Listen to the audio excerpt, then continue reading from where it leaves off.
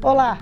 Você vai ver hoje no mundo político o legado de Angela Merkel, que deixa o governo alemão depois de 16 anos.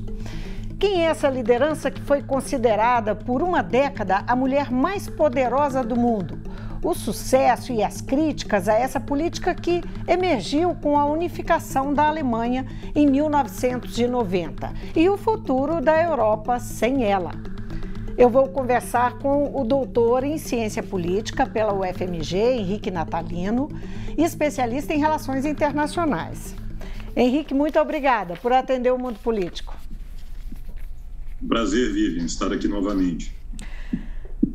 Henrique, o título de mulher mais poderosa do mundo foi dado pela revista Forbes e tem, na verdade, um reconhecimento de que ela, por muitos anos, foi uma grande liderança na Europa e no mundo. Mas ela não é, claro, ela não é unanimidade, ela também é uma figura que recebeu muitas críticas, especialmente nos últimos anos de governo.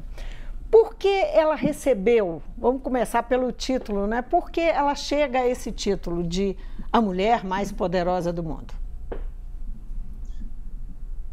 Veja, a Vivian, Angela Merkel, ela ficou muito tempo no poder, não é? 16 anos é um período considerado, para qualquer democracia do mundo, um período muito longo, não é? Para você ter uma ideia, na história da Alemanha, apenas 2 outros chanceleres, né, que são os primeiros ministros da Alemanha, né, que assim são chamados, tiveram um período de governo maior que o dela. O primeiro foi o chanceler Otto von Bismarck, no século XIX, que ficou mais de 20 anos, né, no comando do governo alemão, e o segundo foi o Konrad Adenauer, né, que foi o fundador da moderna democracia alemã no pós-guerra. E a Merkel, ela ficou 16 anos, né? Outros líderes na Europa, né, ou outras lideranças, né, como Margaret Thatcher, por exemplo, chegaram a ficar no máximo 10, 11 anos no poder, né? Então 16 anos é um período muito longo, né? Na democracia brasileira corresponderia a 4 mandatos presidenciais. A Merkel, ela coincidiu o governo dela com o governo de presidentes como Lula, Dilma Rousseff, Michel Temer e Bolsonaro, né? Só para nós termos uma ideia.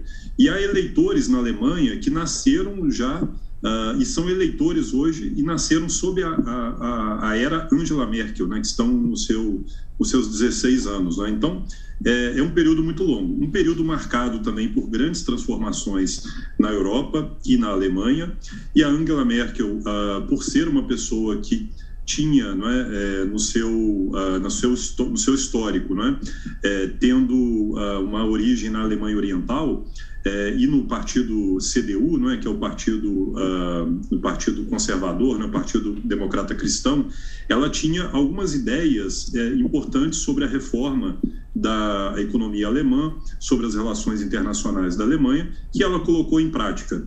A Angela Merkel, ela nasceu como líder política, não é, sob o guarda-chuva do ex-chanceler o Kohl, não é? O Helmut Kohl, que foi chanceler na Alemanha durante os anos 80 e 90. Então ela cresceu sob uma liderança muito forte, muito influente. E quando ela chega ao poder, depois de um período de governos social-democratas, ela tenta colocar em prática, não é, algumas ideias sobre a reforma da economia alemã, sobre o desenvolvimento do país integrado à Europa, e tenta também se projetar como uma liderança internacional. Eu costumo dizer que a Angela Merkel também ela tem um senso de pragmatismo muito grande, não é? E esse pragmatismo a levou a ocupar o vácuo de poder na Europa, que foi deixado pela ausência de lideranças fortes, não é? No Reino Unido, por exemplo, nós tivemos trocas de gabinetes nos últimos anos, né, nos últimos 10 anos, então a Europa estava sem uma liderança forte, e a Merkel ela soube se colocar como uma ponte entre a Europa Ocidental e a Rússia, não é?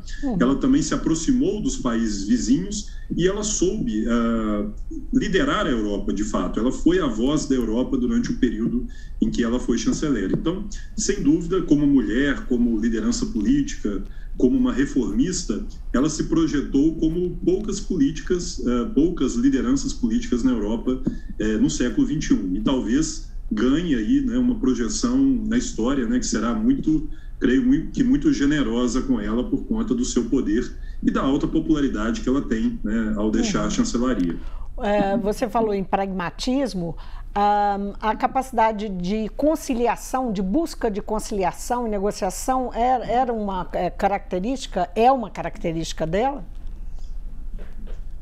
Sem dúvida, ela pertence, creio que, a uma espécie de liderança, né, que é aquela mais flexível, né, que é capaz de construir consensos, né, de abrir mão, muitas vezes, do seu ponto de vista para abraçar, não é, uma base mais ampliada, né, de poder. Então, ela soube, como líder, construir coalizões, até com os seus adversários, né, os social-democratas, para viabilizar a sua permanência no poder e construir, não é, um governo mais estável. Para você ter uma ideia, Vivian, ela chegou ao poder em 2005, não é? E ela poderia ter construído coalizões com partidos mais próximos do dela, como o Partido Liberal, com partidos mais à direita. No entanto, esse senso de pragmatismo na política doméstica a levou a construir uma grande coalizão, né, que na Alemanha eles chamam de Großkoalition, né, ou GroKo, né, que é o apelido, né, que eles dão, com social-democratas. E é uma coalizão que vem dando certo nos últimos 16 anos. É claro que há críticas, não é, sobre a forma com que foi feito isso, mas, de fato, Merkel, ela soube ser pragmática ao abraçar a agenda dos adversários, né? Então, os social-democratas, que tinham uma agenda de política externa mais globalista e mais ambiciosa, tiveram a oportunidade no governo Merkel de ocupar várias vezes o Ministério das Relações Exteriores e também o Ministério da Economia, não é? O Ministério da Economia, só para nós termos uma ideia, hoje é ocupado pelo, até algumas semanas atrás, né, era ocupado pelo atual candidato à sucessão da Merkel, né, que é o Olaf Scholz. O Olaf Scholz, que ocupava o Ministério da Economia dentro do último gabinete. Uhum. Essa longevidade dela, quer dizer, essas características justificam a longevidade, ou isso tem a ver mais com a forma como é o sistema, como funciona o sistema eleitoral e político partidário da Alemanha? O partido dela, naturalmente, me corrija se eu estiver errada, deve ter vencido as eleições sucessivamente, para que ela fosse a chanceler indicada. Está correto isso? Sim, exatamente. Os partidos que fazem a maioria, eles têm a primazia na composição de uma coalizão, né? Agora, esse partido social-democrata tem como indicado o Olaf Scholz, o nome, é isso? Exato. O partido da Merkel... Que foi ministro dela, ou que é ministro dela. Ele foi até algumas semanas, né? Ele teve que se licenciar do cargo para concorrer às eleições. Mas é exatamente o que você disse, os partidos que fazem a maioria no parlamento alemão, já que é um sistema parlamentarista de distrito misto, né, distrital misto, eles são os líderes dos seus respectivos partidos, né? Então, a Angela Merkel, ela foi líder da CDU há mais ou menos 20 anos, né? Além do período de governo, ela foi líder de oposição durante o governo Schröder, né, antes do governo Merkel. Então, os partidos que fazem a maioria dos assentos, né, o caso dela aqui, o partido CDU, nas últimas eleições, ele teve um desempenho bem melhor do que neste ano, né? Esse ano eles fizeram 24% das cadeiras e obtiveram 196 cadeiras no parlamento. Enquanto o SPD, que são social-democratas, tiveram um pouquinho mais, 25,7% dos votos, e obtiveram 206 cadeiras. O fato de terem feito mais cadeiras dá a eles a primazia, não é? A oportunidade de serem os primeiros a tentar formar uma coalizão, não é? A coalizão, ela tem que ter maioria absoluta dos membros para que o governo seja formado, né? Uma maioria dentro do Bundestag, não é? Que é o parlamento alemão. Então, se o Scholz, né, que é o Olaf Scholz, conseguir fazer essa maioria, construir ou com o CDU, que é o partido da Merkel, ou com o Partido Verde, ou com o Partido Liberal, uma maioria parlamentar, ele vai conseguir ser o primeiro-ministro. Mas isso vai levar semanas, né? Nós teremos aí, segundo os analistas, né, até o Natal, mais ou menos, sem uma definição clara de chanceler ainda. Agora, tendo a centro-esquerda chegado, né, a ter a primazia de liderar essa busca aí, por uma aliança, se for um liberal ou se for um PV, isso muda completamente a característica dessa aliança, não é? Ela vai ficar a pender mais para a esquerda ou mais para a direita. Isso a gente pode esperar isso em relação a o que será a Alemanha daqui para frente, né? O governo alemão. Exatamente. Ao contrário de um sistema presidencialista como o nosso ou dos Estados Unidos, né, em que o presidente, ao ser eleito, né, você já está elegendo o pacote completo, né, com suas ideias, o seu plano de governo. Na Alemanha não é assim. Muitas vezes o partido que faz a primeira quantidade de cadeiras, né, a maioria de assentos, ele não vai fazer o chanceler necessariamente, né? Então, é preciso haver uma costura, uma coalizão de governo, né, entre os partidos. E pela primeira vez na história da Alemanha, desde 1945, é possível que nós tenhamos uma coalizão de 3 partidos no governo alemão, né? Até agora nós temos aí uma coalizão de 2 partidos. Uma coalizão de 3 é algo mais complexo, né? Porque necessita de haver um alinhamento entre posições de todas as lideranças sobre questões mais delicadas, né, como economia, meio ambiente, trabalho, questões sociais, relações exteriores. Tudo isso demanda muita conversa, né? Eu tive uma experiência de vida na Alemanha, né? Eu morei 1 ano em Hamburgo como estudante de doutorado sanduíche. Terra dela, né? Da Angela Merkel. A Angela Merkel, na verdade, ela é da Pomerânia Ocidental, que é um estado vizinho de Hamburgo. O Scholz, ele foi prefeito de Hamburgo. Quando eu estava lá, ele era o prefeito da cidade-estado de Hamburgo, né? Então, ele tem uma experiência administrativa e os social-democratas são muito fortes lá na cidade-estado de Hamburgo. É engraçado que você está falando da Merkel. A atual sucessora da Merkel na cadeira que ela ocupa, no distrito dela, é uma política jovem de 26 anos de esquerda. Quer dizer, a Merkel sempre foi imbatível nesse distrito dela e agora ela perdeu as eleições. Perdeu não, porque ela não se candidatou novamente, né? Mas a política, uma menina de 26 anos será a ocupante da cadeira que Angela Merkel ocupava no parlamento, né? Isso abriu um vácuo aí, no que ela desistiu de continuar? Abriu um vácuo aí, seria isso? Exato, a cadeira é distrital, né? O sistema é distrital misto, então para você ter assento no parlamento alemão é necessário que você represente um distrito, não é? Então, o caso da Angela Merkel, ela representava um distrito do estado da Pomerânia Ocidental. E hoje, como ela não se candidatou à reeleição, né? Provavelmente ela não se candidatará mais a cargos dentro da Alemanha. Duvido muito que ela saia da política como um todo, porque ela é uma liderança ainda que tem tem uma aprovação muito grande. Eu creio que ela vá voar por outras searas aí, mas eu creio que na Alemanha não mais. Então, o mas partido seria dela o quê? ficou No Parlamento Europeu? Onde você vê uma participação mais significativa dela? Olha, Vivian, é possível que a Angela Merkel seja convidada para ocupar cargos dentro da estrutura da União Europeia.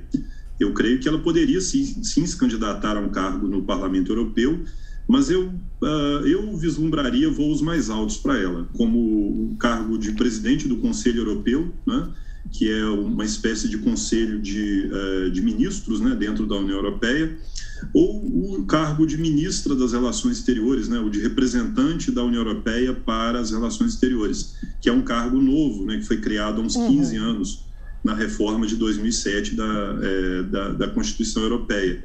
Eu creio que a Angela Merkel ela tem não só estrutura, tem peso, tem a capacidade para isso, né, mas ela terá muito apoio, porque, de fato, ela já era uma liderança que projetava, sendo chanceler alemã, a voz da Europa, não é? Ela já tinha essa projeção como condutora, né, dos grandes assuntos ali da política externa europeia. Eu apostaria nisso, num cargo nisso, ou cargos na área privada também, conselhos, né? Ou talvez aí, quem sabe, né? Secretária-geral da ONU, não sei. Né? Mas Angela Merkel tem muito ainda a oferecer, porque é uma política relativamente jovem e que tem uma experiência muito grande. 67 anos, né? Ela tem. Muito jovem ainda, né? Para uma carreira política tão bem sucedida, né? Agora, está bem, aparentemente. Você fez referências aí, no começo também eu falei que ela, unanimidade, a gente sabe que é uma coisa completamente impossível na política, não é? Então, ela ela é alvo de críticas. Ela tem na política externa momentos de muito sucesso e a crise migratória trouxe a ela dois lados, não é? Da críticas e aplausos, não é isso? Eu queria que você falasse um pouquinho sobre o desempenho dela na política externa, os momentos que ela teve, que deram a ela, enfim, o prestígio que ela tem hoje e as críticas que foram também, que surgiram a partir daí. Naturalmente que a Angela Merkel, ela não ficaria 16 anos no poder se ela não tivesse uma capacidade muito elevada de resolver crises, né? Crises complexas, como a que você mencionou, né, Vivi? A crise migratória por conta da implosão do Estado-nação sírio, né? No Oriente Médio, a crise da Líbia também, né? Que provocou uma onda de refugiados para a Europa, passando ali pelo sul da Europa e que chegaram em todos os países europeus, né, naquele momento. Eu creio que a Angela Merkel, ela soube não só resolver crises internas, né, crises compondo uma coalizão muito forte, mas no plano internacional ela conseguiu capitanear, não é? Além dessas crises domésticas europeias, crises globais muito sérias, não é? A crise do subprime, né, da crise econômico-financeira de 2008, que depois acabou atingindo em cheio a Europa, não é? Que gerou também a crise da Grécia, a crise dos países do sul da Europa, né, com retrações econômicas muito graves. Angela Merkel se posicionou de forma muito firme, né, de forma muito assertiva para tentar resolver essas crises, né, para tentar encaminhar soluções. Outra crise importante também é a crise climática, não é? E nisso a Angela Merkel também, mesmo num partido mais conservador, ela soube abraçar a agenda mais ambiciosa do clima que os social-democratas e o Partido Verde alemão tradicionalmente defendem. Então ela conseguiu também se projetar globalmente na área ambiental, né? A crise econômica, todos se lembram, né, que o desempenho dela era marcado por uma austeridade, né, muitas vezes muito dura, ao falar da Grécia, né, do que a Grécia precisava fazer para resolver os seus problemas fiscais. Então ela conseguiu, creio eu, se colocar com uma razoável chance de sucesso dentro de uma esfera global em que a Alemanha, apesar de não ser uma potência militar e ser um país com uma economia muito dependente, né, da Europa, ela conseguiu projetar a sua liderança muito fortemente, não é? E eu creio que ela se aproveitou muito bem também, Vivian, do ocaso de poder dos Estados Unidos durante a era Trump, né? Trump enfraqueceu muito a liderança dos Estados Unidos e a Angela Merkel ela soube aproveitar essa situação dentro também do contexto europeu de saída do Reino Unido da União Europeia, de uma liderança oscilante na França, né, com Macron, para se colocar como uma líder forte, uma líder presente, não é? Que de fato conseguiu projetar a Alemanha muito além das suas capacidades, não é? E eu creio que a Merkel, como sua capacidade de resolver crises, ela foi inigualável, não é? Até hoje nenhum líder europeu no século XXI teve uma capacidade tão grande, né, de resolver tantos imbróglios internos e externos como ela, não é? E internacionalmente, sem dúvida, ela mostrou um talento muito grande de projeção diplomática da sua diplomacia de primeira-ministra, não é? E no encaminhamento das questões internacionais da Alemanha, né, como um país defensor do multilateralismo, do comércio internacional, dos direitos humanos, do meio ambiente, e ela fez isso com razoável sucesso, creio eu. Agora, internamente, nos últimos tempos, ela perdeu popularidade. O que levou a essa perda de popularidade? Apesar dela ainda ser bastante respeitada. Sim, ela saiu do poder, quer dizer, ela ainda está na chancelaria, né, até a troca de poder, mas eu creio que ela conseguiu recuperar a sua popularidade, né, do seu partido e dela nos últimos tempos, né? Eu creio que o enfrentamento da pandemia foi muito, no qual a liderança dela foi muito assertiva, mostrou que ela foi muito decidida, não é? Ao adotar medidas corretas, duras, conduzir a economia de forma também razoável, não é? Enfim, eu creio que a popularidade dela, que estava relativamente baixa, né, durante o período ali entre 2015 e 2017, acabou se recuperando. Mas eu creio que o partido dela não teve o mesmo sucesso, não é? Por quê? Angela Merkel sempre foi um pouco personalista também, não é? Ela sempre puxou para si os méritos, né, os louros da vitória. Então, o seu partido, né, a CDU, acabou perdendo um pouco de espaço, né? A gente viu nessas eleições a menor votação desde 1945, né, desde que Adenauer foi primeiro-ministro. Eu creio que ela não conseguiu transmitir a sua popularidade pessoal, né, que é algo que ultrapassa o seu partido, né? Ela é respeitada pelos adversários, né? Enfim, na Alemanha inteira, mas ela não conseguiu né, passar essa popularidade para a CDU. A liderança da CDU, o Laschet, também não tinha tanta capacidade como ela, não é? Cometeu muitas gafes durante a eleição. Ele era o governador do estado da Renânia do Norte-Westfália, não é? E você se lembra que houve chuvas terríveis na Alemanha no meio do ano, né? E ele fez declarações muito desastrosas durante essa campanha, durante a administração dessa crise, né, de inundações, e isso acabou atingindo em cheio a popularidade do Partido Democrata Cristão. Então, na prática, Merkel ela ainda tem uma popularidade. Ela preferiu não fazer o seu sucessor, na sua opinião, diante dessas dificuldades? Foi uma escolha dela? Eu creio que foi uma escolha dela de sair do poder e não colocar alguém que fizesse sombra para ela, né? Creio que a personalidade dela, que é uma personalidade né, muito forte, não deu a ela, não é, essa abertura para colocar alguém na liderança do partido que fizesse sombra. Mas na prática não há hoje uma liderança no Partido Democrata Cristão, né, que tenha a envergadura política, que tenha a capacidade que Angela Merkel teve, né? Eu me lembro quando eu estava na Alemanha, ela tinha colocado a sua ministra da Defesa no comando, como se fosse uma vice-chanceler, né, como uma espécie de sucessora. Houve ali um deslize dela numa das falas que ela teve. Essa pessoa foi retirada e parece que eles não encontraram um líder ali. Então, parece que o Laschet, né, foi colocado ali de última hora apenas para tapar o buraco, né? Não havia alguém para sucedê-la que tivesse a mesma chance de ganhar as eleições.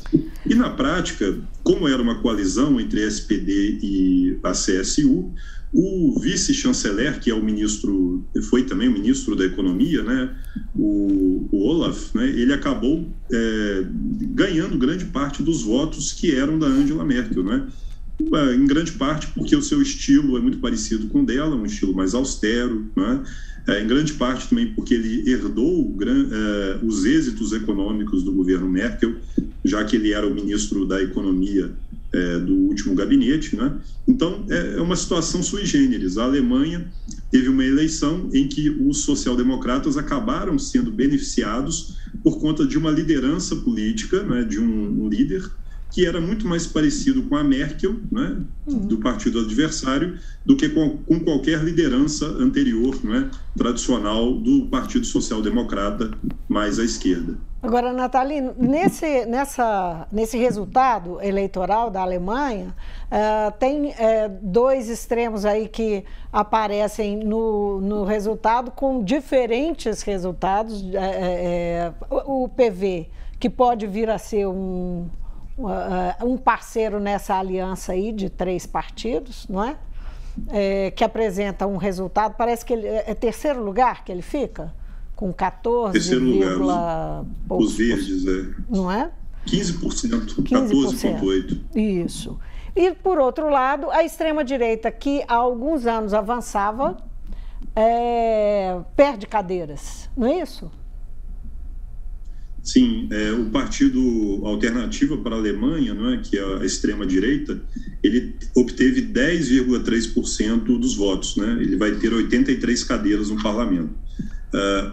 O que isso diz da Alemanha e da Europa? Se isso representa algum tipo de tendência na Europa? Sim, analisando as eleições sob o ponto de vista mais amplo, né?